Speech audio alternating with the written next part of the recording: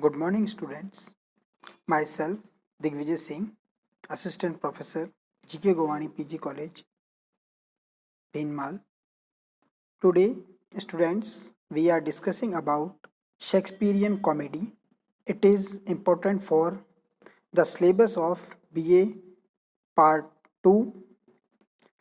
Then, students, we start this topic. Shakespearean comedy. The three kinds considered.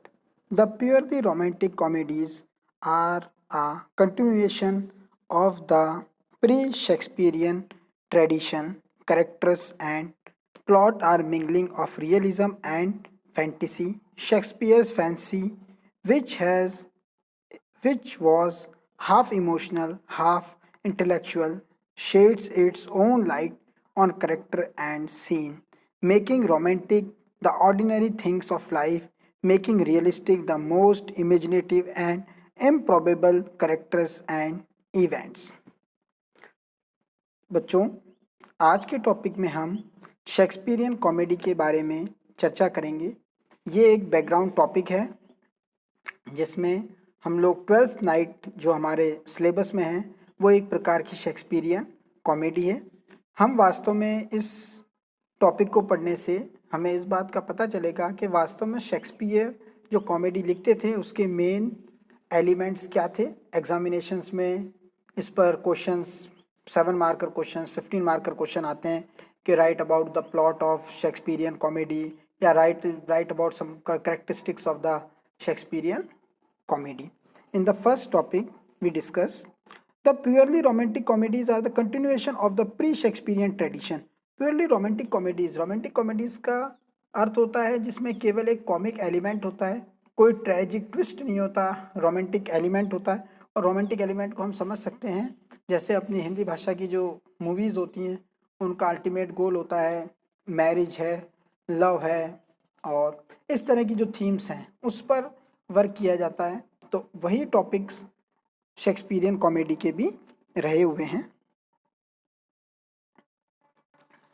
इसको आगे देखते हैं। Characters and plots are mingling of realism and characters and plot means जो plot construct किया गया है, मतलब जिस पर पूरी कॉमेडी बनाई गई है, और जो characters are mingling of realism and fantasy, और उसमें बोथ रियलिज्म एंड फैंटेसी को मिंगल्ड किया गया है, मतलब अमलगमेट किया गया है। मतलब रियलिज्म और फैंटेसी दोनों ही इसके पार्ट हैं कॉमेडी के। हम ये इसको इस तरह से समझ सकते हैं कि कई ऐसे अनरियलिस्टिक कैरेक्टर्स हैं जो हमें रियल नज़र आते हैं और कई ऐसे रियल कैरेक्टर्स हैं जो हमें फैंटेसी नज़र आते हैं। रियलिज्म और फैंटेसी को उसने मिंगल्ड किया है, मतलब रियल लाइफ से उसको जोड़ते हुए कॉमेडी को लिखा है। Shakespeare's fancy which was half emotional and half intellectual, और फैंसी जो उसका इमेजिनेशन है, फैंसी जो विचार करता है शेक्सपियर, वो क्या है, हाफ इमोशनल हाफ इंटेलेक्चुअल। उसमें कुछ इमोशनल एलिमेंट्स हैं और कुछ इंटेलेक्चुअल एलिमेंट्स भी हैं।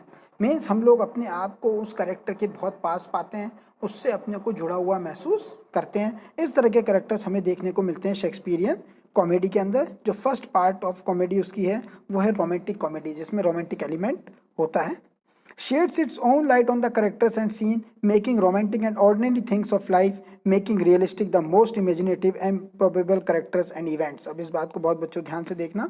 Shades its own light on characters and scene, और वो अपनी तरह से ही किसी कैरेक्टर और सीन पर लाइट डालता है, प्रकाश डालता है, उसको क्लियर करता है। Making romantic the ordinary things, और ऑर्डिनरी जो साधारण चीज़ हैं जो हमें अपने साधारण मानव के रूप में हम जब देखते हैं तो हमें नज़र नहीं आती, उन ऑर्डिनरी थिंग्स को बहुत ही रोमांटिक तरीके से प्रेजेंट करने का काम शेक्सपियर ने किया था। Making realistic the most imaginative and improbable character, और बहुत ही ज़्यादा जो इमेजिनेटिव कैरेक्टर है, मतलब पूरे के पूरा जो ड्रामा है शेक्सपियर का, वो मोस्ट ऑफ हिस्ट्रीज को अगर छोड़ दिया जाए तो वो एक तरह से फिक्शनल ड्रामा है, मतलब फिक्शिशियस है। सारे कैरेक्टर्स को उसने अपने मन से ही बनाया है, लेकिन वो हमें बहुत ज़्यादा रियलिस्टिक नज़र आते हैं। Characters and events, the setting and incidents in two gentleman of Verona, a midsummer night dreams, as you like it and twelfth night are all imaginary. ये जो भी यहाँ पर ड्रामा के नाम दिए गए हैं, the two gentleman of Verona, a midsummer night dream, as you like it and twelfth night, और ट्वेल्थ नाइट जो हमारे सिलेबस में है BA सेकेंड ईयर में, आर ऑल इमेजनरीज, और आर ऑल इमेजनरी, ये सारी की सारी इमेजनरीज हैं जिसको इमेजिनेशन से तैयार किया गया है। And yet not quite divorced from the life, और यहाँ पे बहुत ध्यान से देखना बच्चों, yet not quite divorced from life, लेकिन रियल लाइफ से डिवोर्स, रियल लाइफ से बहुत ज़्यादा दूर नहीं है, हमारे व्यक्तित्व से बहुत ज़्यादा दूर नहीं है, हमारे सोशल स्ट्रक्चर से बहुत ज़्यादा दूर नहीं है ये करेक्टर। हमारे सोसाइटी में जिस तरह से लोग होते हैं, सिंपल पर्सन्स होते हैं, उन्हें को बहुत रिफाइन करके ड्रामा में प्रेजेंट किया गया है। जब हम इसको आगे पढ़ेंगे तो हमें और ज़्यादा चीज़ें क्लियर होती जाएंगी इस ड्रामा के बारे में। The characters we meet in Shakespeare, Italy, Athens and Illyria. और 3 जगह जो रियल में हमारे मैप पर हमें देखने को नज़र आती हैं, Italy, Athens and इलेरिया।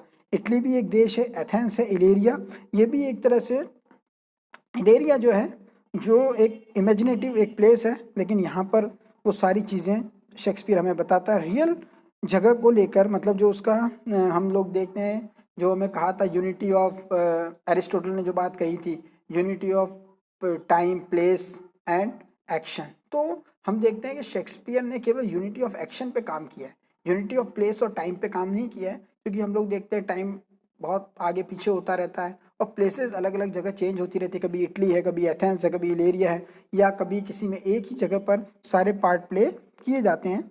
Would all B quite at home in his England, और कभी कभी वो इंग्लैंड के पिक्चर्स भी अपने ड्रामा में दिखाता है। रोमांटिक प्लेस की हम बात कर रहे हैं। द सीरियस कॉमेडी, और सेकंड पार्ट क्या है, फर्स्ट पार्ट क्या था, purely romantic comedies, and second part is what, tragic comedy जिसे हम कह सकते हैं, या जिसे हम लोग कहते हैं सीरियस कॉमेडी, ट्रेजिक कॉमेडी। कभी कभी एग्जाम में 2 मार्क का क्वेश्चन आता है कि what are the tragic comedy. तो ट्रेजिक कॉमेडी में कुछ ऐसी नोट्स होते हैं, ऐसे मतलब कि ऐसी कुछ गठाने होती हैं, कुछ ऐसे प्रॉब्लम होते हैं, टेंगल्स होते हैं, जिसमें करेक्टर्स उलझते हैं और फिर उसके बाद वो उसको रिजॉल्व कर लेते हैं। मतलब उसमें 3 पार्ट रहते हैं, exposition and then tangled and then resolution. वो रिजॉल्व होते हैं, मतलब मुसीबतें मिटती हैं, मतलब happy ending is the key note of Shakespearean drama. This is the key note of the Shakespearean drama, happy ending. Much ado about nothing, all ways that ends well, Merchant of Venice and the measures for measure are half tragic and half playful. They are half tragic and the half playful. मतलब उसमें romantic romance भी है और tragedy भी है, मतलब happiness भी and sadness है, दोनों का मिक्सचर है। मतलब means something salty and something sweety, ये दोनों तरह के इसमें एलिमेंट हमें नज़र आते हैं। There are happening in them that would more suitably adorn the busking stage. They may be considered as leading the way towards the fuller romantic tragic comedy of later years, although they are all nearer in form to As You Like It than to The Winter Tale in the category of realistic comedies. अब हम लोग second part को हम देखते हैं, realistic comedies को। Second part हमने देखा tragic comedy, and third part is the realistic comedy, more closely associated with the name of Ben Jonson. और रियलिस्टिक कॉमेडी जो तैयार की थी वो ज़्यादातर बेन जॉनसन ने की थी, और जो शेक्सपियर का सक्सेसर था, मतलब शेक्सपियर के बाद जो ड्रामा लिखा बेन जॉनसन ने काम किया, और उसके बाद धीरे धीरे ड्रामा का पतन होता चला गया, क्योंकि हमें पता चलता है मिल्टन की एज आती है, प्यूरिटन एज आती है, सिनेमा मतलब ड्रामा के जो थिएटर्स थे उन्हें बंद कर दिया गया था। तो बेन जॉनसन के बाद धीरे धीरे ड्रामा में डिक्लाइन आया। जिस पीक पर, जिस टॉप जिनित पर शेक्सपियर ने पहुंचाया था, उस चीज़ में धीरे धीरे डिक्लाइन आया था। लेकिन हम बेन जॉनसन का यहाँ पे देखते हैं। More closely associated with the name of Ben Jonson come the taming of the श्रू, द मैरी वाइफ्स ऑफ विंडसॉर। ये जो दोनों प्लेस के नाम है ये शेक्सपियर के हैं। Which contain deeds and language such as men do use and persons such as comedy would choose। और रियलिस्टिक कॉमेडी में क्या है, डीड्स एंड लैंग्वेज, जो उनके एक्शन है, और जो लैंग्वेज है वो किसकी है, सिंपल रियलिस्टिक पीपल्स की जो लैंग्वेज होती है, उस लैंग्वेज को वहाँ पर यूज़ किया गया, उसको बहुत ज़्यादा रिफाइन नहीं किया गया। मतलब स्टेज के अनुसार, जैसे जो प्यूरिफाइड लैंग्वेज होती है, जैसे कभी कभार हम लोग कोई नेटफ्लिक्स और इस तरह के पर जो देखते हैं, तो उसमें बिल्कुल एज इट इज़ जो ओरिजिनल लैंग्वेज यूज़ की जाती है सिंपल लोगों द्वारा, वैसा यूज़ किया जाता, मतलब उसको रिफाइन नहीं किया जाता, सेंसर्ड नहीं किया जाता। इस तरह की कुछ रियलिस्टिक प्लेस शेक्सपियर ने भी लिखे हैं। The taming of the shrew and the merry wives of Windsor which contain deeds and language such as man do use and person such as comedy would choose. They have many more local touches that than the other comedies of Shakespeare. The scene and characters are more closely related to life. और Shakespeare की comedies की खासियत है more related to life, जो हमारी original life है उससे बहुत ज़्यादा वो रिलेट करते हैं, हम अपने आप को उस प्ले में टच महसूस करते हैं। And the action and dialogues are closely coloured by romantic sentiment. और एक्शन जो है उनका और डायलॉग्स हैं वो they are the coloured with the romantic sentiments. तो मैं रोमांटिक सेंटिमेंट्स के जुड़ा हुआ रहता है और वो उससे ब्यूटीफाई होते हैं।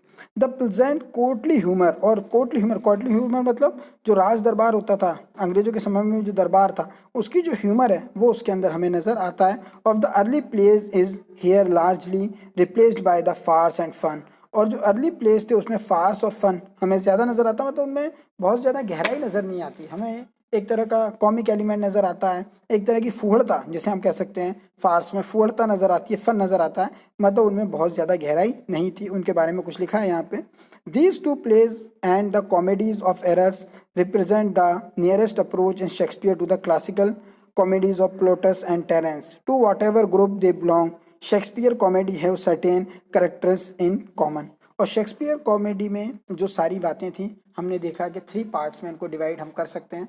फर्स्ट है purely romantic comedy, second is tragic comedy and third one is realistic comedy. अब इसके बाद जो कुछ कॉमन फीचर्स हैं कॉमेडी के, जैसे कभी भी हम आगे पढ़ेंगे एग्जामिनेशंस में हमें आंसर लिखने होंगे, तो आगे के जो एलिमेंट्स हैं कॉमेडी के अंदर उनके बारे में हम नेक्स्ट क्लास में चर्चा करेंगे। धन्यवाद।